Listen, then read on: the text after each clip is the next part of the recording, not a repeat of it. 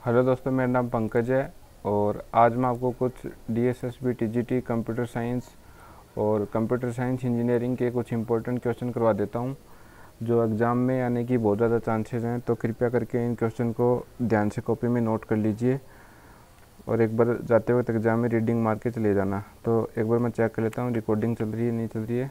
Recording चल रही है। चलो फर्स्ट क्वेश्चन से स्टार्ट करते हैं। देखो ये क्वेश्चन मैंने अलग अलग वेबसाइट से उठाए हैं, तो मैंने बहुत मेहनत की है। तो मैं एक मेरा UPI लिंक डाल दूंगा, तो आप जितना कंट्रीब्यूट हो सके वो कर दीजिए, क्योंकि मैं अब से जो भी इम्पोर्टेंट क्वेश्चन होंगे वो लेके आता रहूँगा। तो चलो फर्स्ट क्वेश्चन से स्टार्ट करते हैं।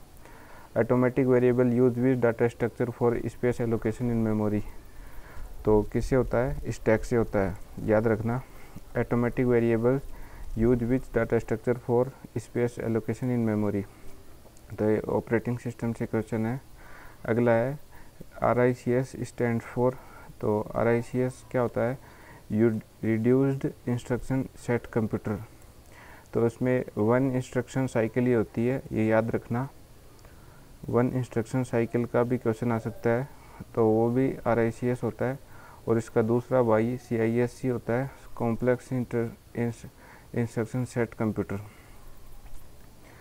तो अगला है what happens when you select a cell in MX excel and type beat equal to 25। तो क्या होगा? The selected text cell will be shown with the value that is content in cell B25। अगला है which of the following is not a built in constant in ASP। तो इनमें से बताना है कि बिल्ट इन कॉन्स्टेंट कौन सा नहीं होता है। तो फुल कोई कॉन्स्टेंट नहीं होता है बिल्ट इन, जो ASP.NET एक्टिव सर्विस पेज। तो नथिंग होता है, नल होता है, एम्प्टी होता है, पर फुल कोई बिल्ट इन कॉन्स्टेंट नहीं होता है। अगला है which of the following is not a built in constant. अच्छा ये रिपीट हो गया क्या? चलो ये सिमिलर ही है। अगला है in C++, CLR, SCR and getCH function are pre defined function in. तो ये दोनों फंक्शन कौन सी एडर क्लास में होते हैं? तो होते हैं conio.h के अंदर। काफ़ी इंपॉर्टेंट है, याद रखना। Which one of the following makes permanently recorded transaction in the database. तो which of the following makes permanently recorded. तो अगर कोई डाटाबेस के अंदर आप कमिट स्टेटमेंट यूज में लोगे तो वो परमानेंट उसमें स्टोर हो जाएगा। अगला है what is range of data field in Ethernet format. काफ़ी इंपॉर्टेंट है, बहुत बार पूछा जाता है। तो क्या रेट होती है? 46 बाइट टू 1500 बाइट्स। तो ये इथरनेट फ्रेम फॉर्मेट है। तो ये याद रखना, इथरनेट फ्रेम फॉर्मेट किस पे काम करता है? फिजिकल लेयर पे काम करता है, ठीक है। In decoder if N input lines for the number of maximum output lines will be. तो वो होंगी 16 लाइन्स होंगी। अगर कोई डिकोडर के अंदर आप इनकोड करते हैं तो 16 की 4 हो जाती हैं, और डिकोड करते हैं तो 4 की 16 हो जाती हैं। तो इसमें जो भी वैल्यू देते हैं उसके n की स्क्वायर काम में ली जाती है। Which of the following is not A advantage of multi processing system. तो ये बहुत बार रिपीट हो चुका है क्वेश्चन एग्जाम्स के अंदर, और जो अपनी कंपटीशन वेबसाइट है उसमें भी काफ़ी बार दिया जाता है, फिर भी बच्चे इसको गलत करके आते हैं। डिक्रीज्ड ऑपरेटिंग सिस्टम ओवरहेड, ये ज़्यादातर लगा के आते हैं, पर ऐसा नहीं है। इसका होगा ability to assign priority to the jobs. अगला है which of the page replacement algorithm has lowest page faults. तो सबसे कम जो पेज फॉल्ट होते हैं वो कौन सी एल्गोरिथम में होते हैं? तो वो होते हैं ऑप्टिमल पेज रिप्लेसमेंट एल्गोरिथम। देखो लिस्ट रिसेंटली यूज से नहीं पूछा जाएगा, लिफो से नहीं पूछा जाएगा, फीफो से पूछ सकते हैं कि बेल्डी एनोमली किस में होती है। तो वो फीफो में होती है, फर्स्ट इन फर्स्ट आउट के अंदर बेल्डीज एनोमली। वाटरफॉल मॉडल इज है, तो एक प्रीडिक्टिव डेवलपमेंट मॉडल है, तो ये याद रखना। वाटरफॉल मॉडल इज है predictive development model. What DDoS stands for. What DDoS stands for. तो डिस्ट्रीब्यूटेड डिनाइल ऑफ सर्विसेज। ये थोड़ा क्लियर नहीं है क्योंकि ये मेरा कॉपी किया हुआ कहाँ से, जो इम्पोर्टेंट क्वेश्चंस के अंदर आता है, तो आप इसको एक बार देख लेना। Distributed denial of services. अगला है a program has the following code to define a node. तो एक प्रोग्राम दिया गया है, उसमें ये कुछ कोड दिया गया, तो बताओ इससे कौन सा बनेगा। तो struct node integer data, struct node left, struct node pointer right. तो ये देखो, ये छोटे छोटे आपको दिख रहे हैं ना, ये एस्ट्रिक हैं, तो वो किस में होता है, बाइनरी ट्रीज बनेगा इससे। तो लेफ़्ट और राइट जो नोड होते हैं और बीच में जो डाटा है, तो क्या होगा, वो बाइनरी ट्री होगा। Which operator has the highest priority. जो चीज़ ब्रैकेट में होगी उसकी सबसे ज़्यादा हाईएस्ट प्रायोरिटी होगी। फिर ये कुछ ऑपरेटर दे रखे हैं, तो एसोसिएटिविटी दे रखी है इनकी, तो ये ध्यान से देख लेना और इनको कॉपी में नोट कर लेना, ये एग्ज़ाम में आपके बहुत ज़्यादा काम आने वाले हैं। तो ये एसोसिएटिव ऑपरेटर दे रखे हैं, कौन से क्या हैं, तो ध्यान से देख लो एक बार।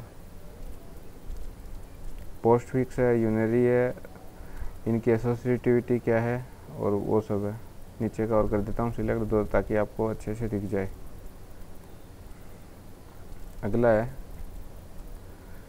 Continuous memory allocation having variable size partition suffers from. तो किससे होता है, एक्सटर्नल फ्रेगमेंटेशन से होता है। दोस्तों ये फ़ोटो बेस्ड क्वेश्चन है, तो इसलिए वीडियो में इनकी थोड़ी जो क्वालिटी है वो डाउन हो जाएगी। तो जो मैं बोलता हूँ वो कृपया करके नोट कर लेना और आंसर नोट कर लेना।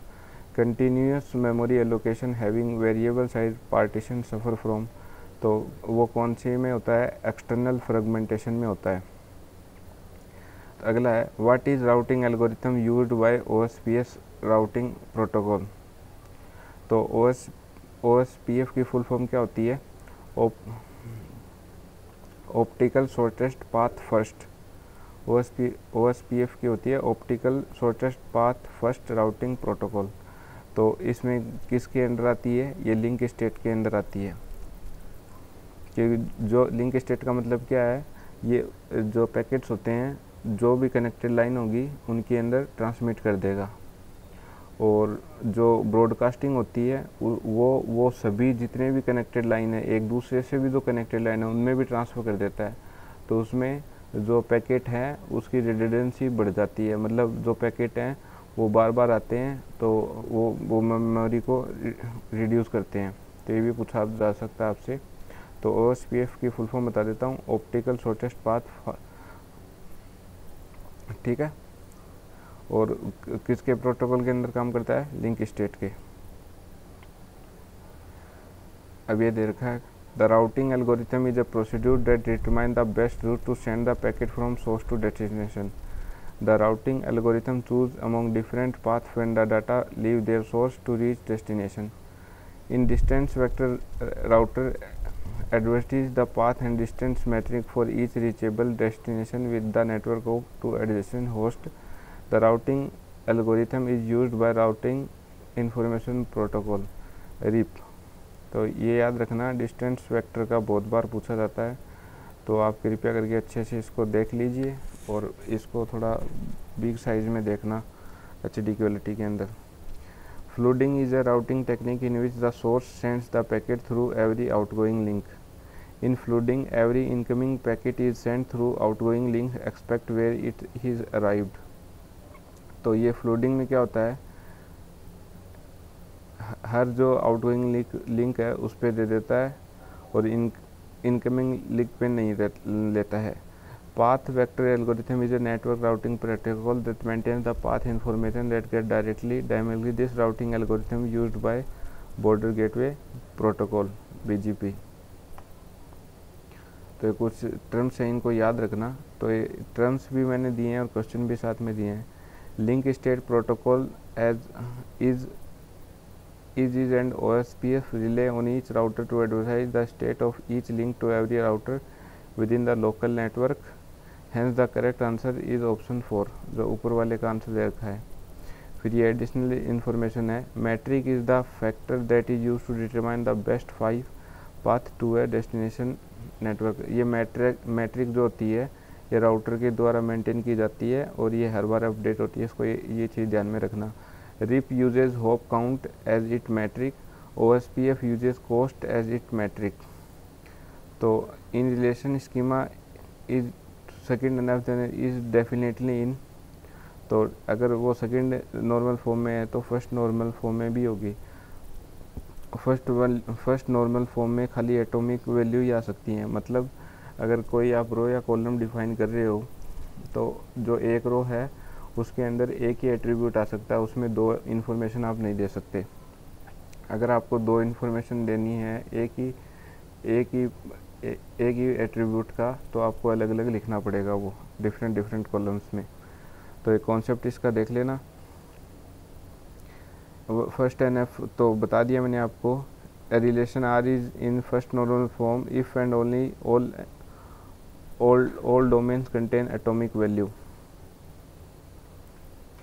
अगला है a relation R is third normal form if second and every non key attribute is non transitive dependent on the primary key, hence option 3 is the correct answer.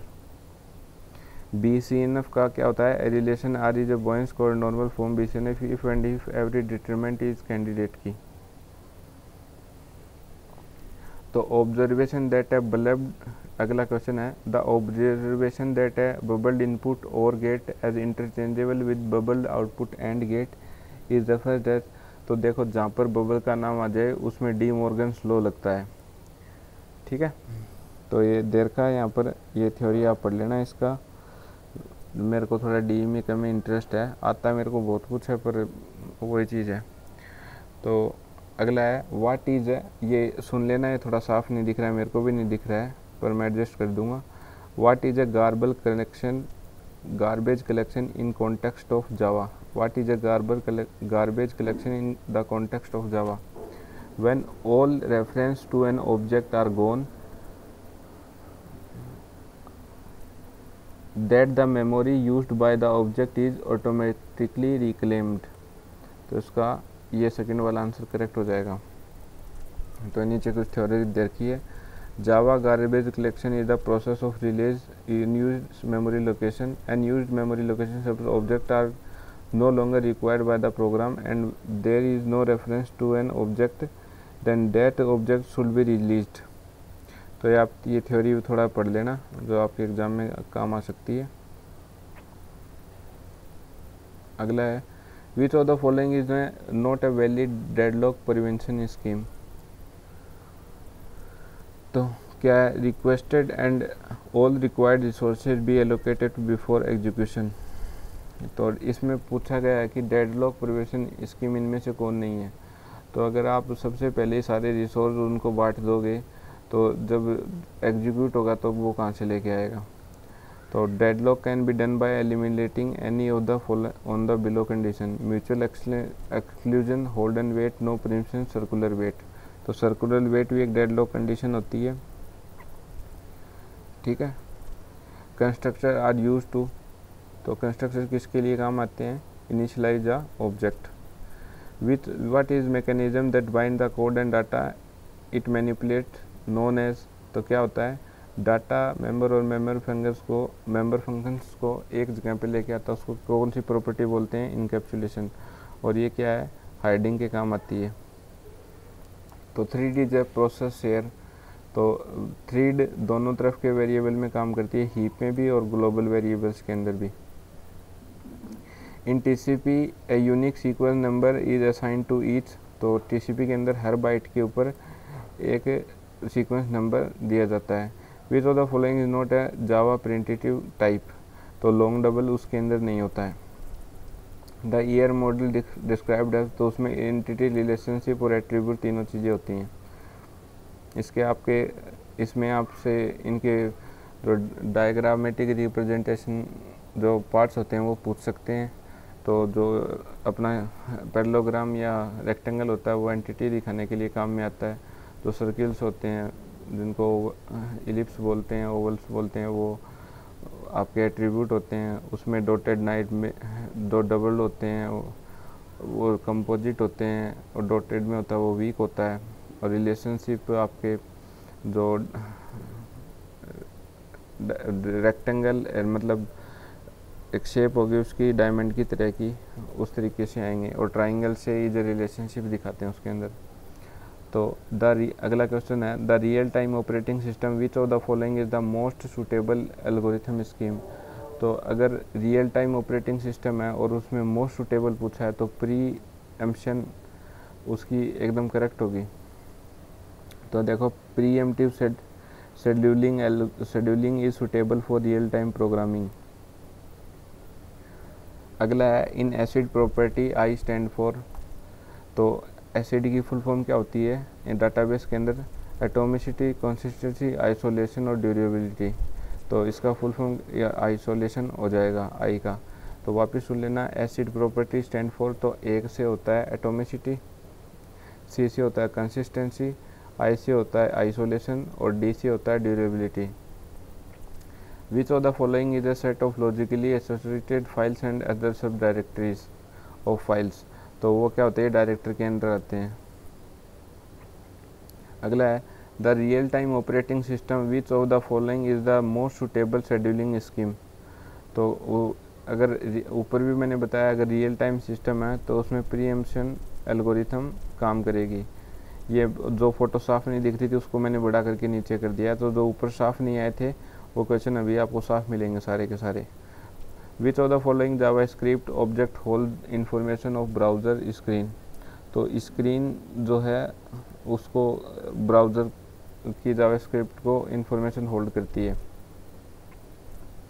अगला है dash event allow a web page to get update from a server. तो server sent उसके अंदर काम में लेते हैं। ये ASP.NET का क्वेश्चन है तो काफ़ी याद रखना है इसको।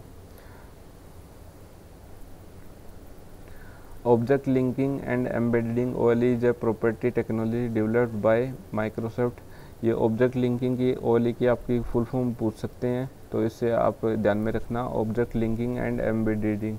और ये किसने बनाया? ये माइक्रोसॉफ्ट ने बनाया है। ये आपके जो फ़ोटो और डिफरेंट टेक्स्ट होते हैं वो एप्लीकेशन के अंदर काम में लेने के लिए काम में लेते हैं। अगला है ये डिस्क शेड्यूलिंग से हैं।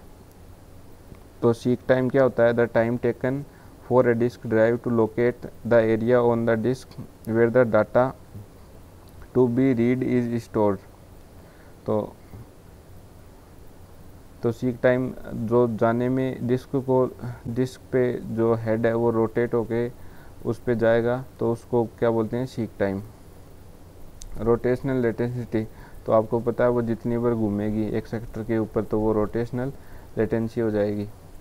एक्सेस टाइम तो एक्सेस टाइम क्या होगा कि आपने कोई रिक्वेस्ट किया और वो जो रिक्वेस्ट वापस आई तो उसके बेस में जो टाइम लगने वाला है उसको बोलते हैं एक्सेस टाइम।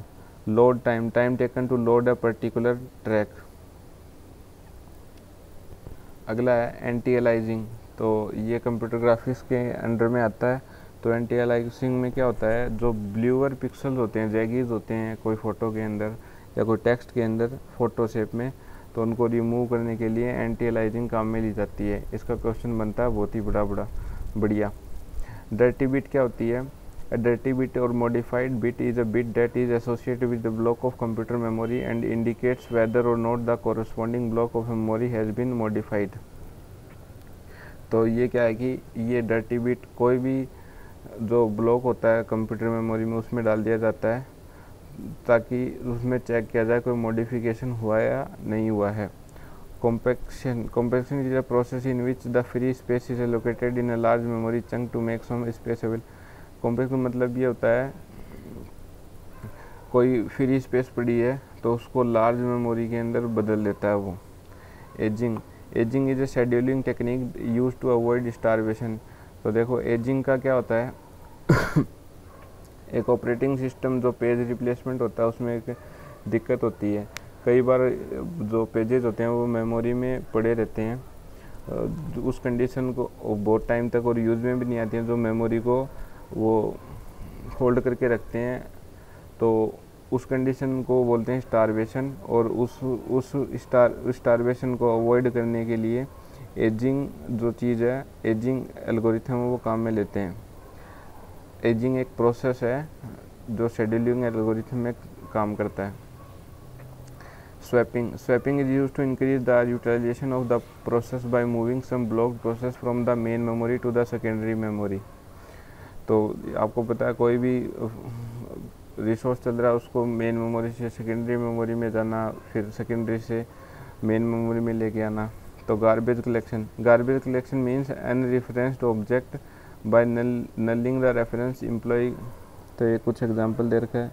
गार्बेज से आप समझते हो, कोई भी आप प्रोसेस करते हो उसमें गार्बेज आता है, या कोई भी चीज़ कंपाइल करते हो उसमें गार्बेज आता है, तो उसको गार्बेज कलेक्शन के थ्रू वो गार्बेज कलेक्ट किया जाता है। तो एक कुछ सॉफ्टवेयर डेवलपमेंट लाइफ साइकिल है। तो फर्स्ट है planning, analysis, design, implementation, testing और मेंटेनेंस। इसको देख लेना, आप पढ़ लेना इसको। In a relational database model cardinality of a relation mean. तो अगर कोई रिलेशन डाटाबेस मॉडल है तो कार्डिनलिटी किसके अंतर्गत बताता है, तो बताता है नंबर ऑफ टेबल्स के। तो कार्ड होता ही, जो कुछ होता है वो टेबल में ही होता है। तो रिलेशन जो होते हैं वो टेबल्स के अंदर ही होते हैं। Cardinality is a row count that is number of box horizontally where degree is a column count if the number of boxes vertically। ये चीज़ याद रखना आप। ये कुछ ये प्रोसेस स्टेट है, ये डायग्राम, इसे आपके एग्ज़ाम में बहुत ज़्यादा क्वेश्चन देखने को मिलते हैं, जो भी कंप्यूटर साइंस इंजीनियरिंग का एग्ज़ाम होता है। अगला है in a substitution cipher each letter of a group of letter is replaced by. ये थोड़े उसके कंप्यूटर ग्राफिक्स के टेक्स्ट है, तो आप इसको ध्यान से नोट कर लेना। ये बताऊंगा नहीं, आप इसको देख लेना, वीडियो काफ़ी लंबा हो जाएगा। ये IPv6 का हेडर दे रखा है। अगर IPv6 की बात करें तो आप वो 128 बिट्स का होता है, ठीक है, और IPv4 32 बिट्स का होता है। Repeater and hub operate at which layer. तो कौन सी लेयर पे होते हैं, फिजिकल लेयर के ऊपर होते हैं। ये कंप्यूटर नेटवर्क का क्वेश्चन है। अगला है which layer of the OSI model. Bridge operate at which layer, तो वो डाटा लिंक लेयर के ऊपर काम करता है। What are the sub layer of the data link layer. तो मैक का मशीन एक्सेस कोड और LLC लॉजिकल लिंक कंट्रोल होते हैं उसके सब लेयर्स। ये कुछ वर्ल्ड वाइड 3 के बारे में दे रखा है, world wide web constitution W3C। तो आप इसको देख लेना, पढ़ लेना इसको ध्यान से। DDoS is a short for distributed denial of services. ये एक अटैक है, कंप्यूटर क्रिप्टोग्राफी में आता है।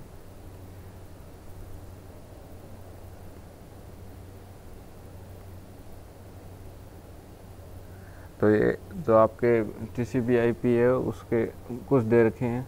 एप्लीकेशन लेयर पे SMTP, ट्रांसपोर्ट लेयर पे SCTP, TCP, UDP, network layer पे IGP, ICMP, IP, ARP, data link layer, underlying LAN और WAN टेक्नोलॉजी। ये कुछ उससे रिलेटेड दे रखे हैं। Application layer protocol HTTP, SMTP, FTP, DNS and so on. SCTP is not an application layer protocol. ये वो ऊपर वाला ही है, IPv4 एड्रेस का ये है, देख लेना इसको पुश करके। Dynamic random access memory. तो एक सेमीकंडक्टर मेमोरी होती है। फ्लैश मेमोरी, और तो ये भी नॉन वोलेटाइल मेमोरी होती है। तो ये फुल फॉर्म कई बार पूछी जाती है, तो इसको याद रखना है। Electrically erasable programmable read only memory. कई बार इलेक्ट्रॉनिक कर देते हैं इसमें, तो इलेक्ट्रिकली होता है। तो देखो कुछ OSI लेयर और उनकी डिवाइसेस दे रखी हैं। तो हब फिजिकल लेयर पे काम करता है, रिपीटर फिजिकल लेयर पे काम करता है, स्विच डाटा लिंक लेयर पे काम करता है, राउटर नेटवर्क लेयर पे काम करता है, ब्रिज डाटा लिंक लेयर पे काम करता है, फायरवॉल नेटवर्क लेयर पे काम करता है। फिर Ethernet is a family of computer networking technology commonly used in local area networks. तो इथरनेट का कुछ टेक्स्ट दे रखा है, इसको आप कॉपी में नोट कर लीजिए।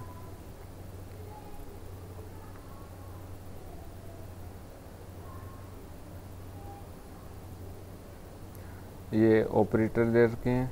तो arithmetic operator, plus minus, multiply, divide, modulus, relational operator greater than, less than, greater than, equal to, greater than, not equal to, equal to, logical operators and or not, conditional operator, expression 1, expression 2, और conditional operator को और क्या बोलते हैं, ternary operator बोलते हैं, कि उसमें 2 ऑपरेंड्स होते हैं।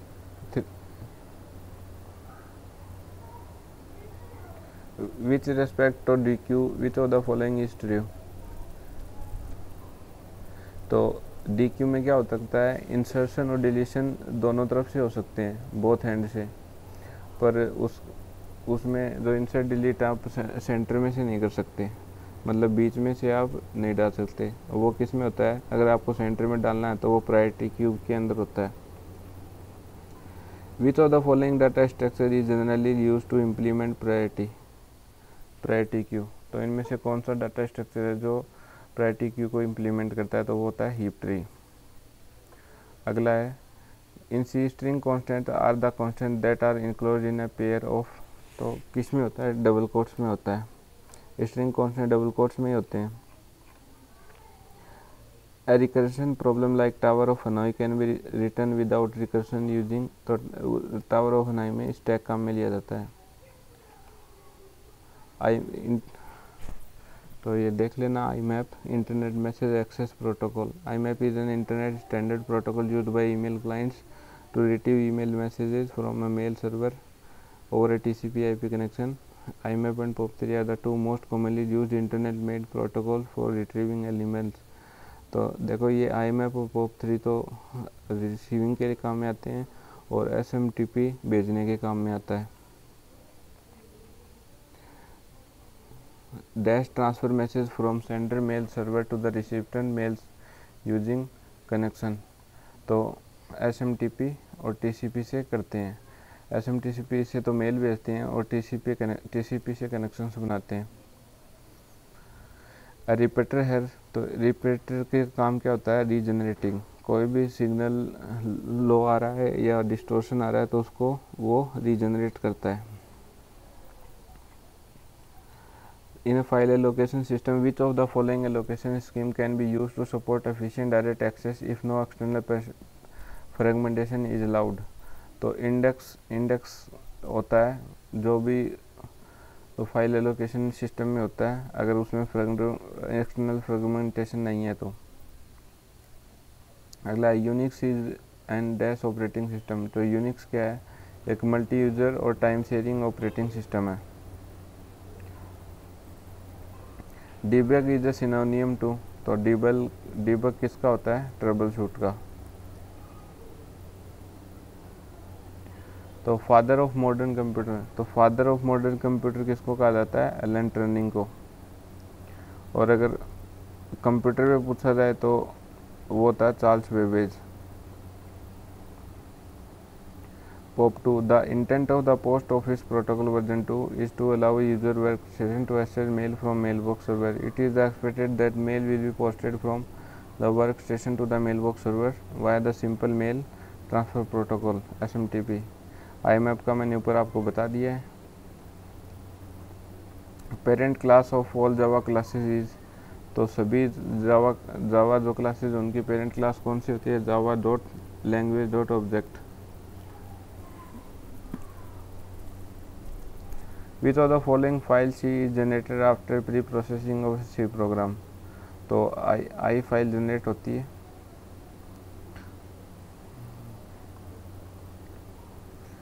इन C program pointer arithmetic can not be performed on which of the following. तो वॉइड पॉइंटर्स के आप अर्थमेटिक ऑपरेशन परफॉर्म नहीं कर सकते। वॉइड का मतलब खाली होता है। The operator use to get value at address stored in pointer variable in C languages. तो एस्ट्रिक काम में लेते हैं, कोई भी पॉइंटर वैल्यू का एड्रेस स्टोर, वो पॉइंटर टू वैल्यू या वैल्यू टू पॉइंटर जो भी देना होता है उसके लिए एस्ट्रिक काम में लेते हैं। Which of the following is not correct in C++। तो expression 2 is the same equal to, तो ये तो मॉडुलस हो गया ना, इसका कहाँ से आएगा।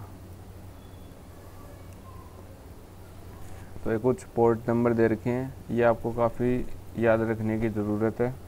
तो NNTP का तो नॉर्मल एग्ज़ाम में नहीं पूछा जाता है, पर फिर भी याद कर लेना। NNTP का 119 होता है और इसका क्या होता है, network new transfer protocol provide access to thousand of news group for exchange of information commonly known as Usenet. अगला होता है HTTP, इसका पोर्ट नंबर होता है 80। Respond to hyper text transfer protocol request. HTTP is the protocol use for communicating on the world wide web. Telnet का port number कितना होता है 23, SMT का 25 और अगर IMAP का पूछ ले तो उसका होता है 143। Variable it is a keyword that can be use to place, ये आप देख लेना इसको, ये थोड़ी थ्योरी है, वीडियो काफ़ी लंबा हो जाएगा फिर वो अपलोड नहीं होगा। वो पुश करके इसको नोट कर लेना कॉपी के अंदर। Which of the following is not a operator in Java, तो साइज ऑफ नहीं होता है जावा के अंदर और बाकी ये सभी होते हैं न्यू, ये आप सभी काम में ले सकते हो साइज ऑफ को छोड़ के। पैरिटी फ्लैग, तो ये आप देख लेना है, थ्योरी है, मेरे को वैसे आते तो हैं पर मैं वीडियो लंबा हो जाएगा इसके कारण मैं आगे इनको डिस्क्राइब नहीं करूँगा। आप इनको कॉपी में नोट कर लीजिए, इनसे बहुत ज़्यादा क्वेश्चन पूछे जाते हैं।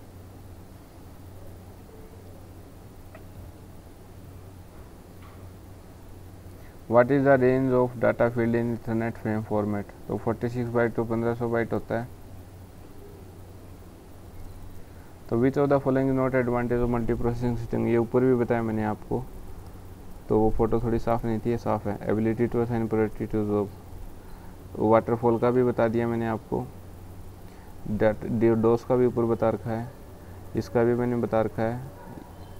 तो अगर आपको थोड़े क्वेश्चन वो लगे उसमें साफ नहीं दिखा दे रहा है तो इसमें से आप देख लेना। OSPF किस पे काम करता है, लिंक स्टेट के ऊपर, और वो मैंने बताया था जहाँ पर बबल आ जाए वहाँ पर डी मॉर्गन आ जाएगा। तो ये मैंने ऊपर जो बताए थे जो थोड़े साफ़ नहीं आए थे वो नीचे मैंने क्लियर कर रखे हैं इसके अंदर, तो आप देख लेना इसको।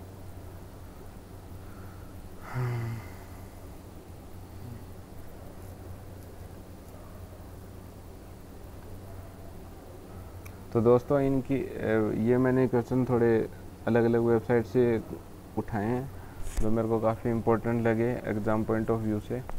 तो अभी करंटली तो मैं DSSB TGT कंप्यूटर साइंस का ये मैंने कुछ आपको आइडिया दिया है कि इस टाइप के क्वेश्चन आ जाएंगे, और बाकी डिटेल्ड मैंने जो अच्छे क्वेश्चन हैं और जिस तरीके से एग्ज़ाम में पूछे जाते हैं वो मैंने पिछली वीडियो में बहुत ही अच्छी तरीके से बताया है। तो आप एक बार कृपया करके उनको विजिट ज़रूर कीजिए, जो एग्ज़ाम में आपकी बहुत ज़्यादा हेल्प करेंगे।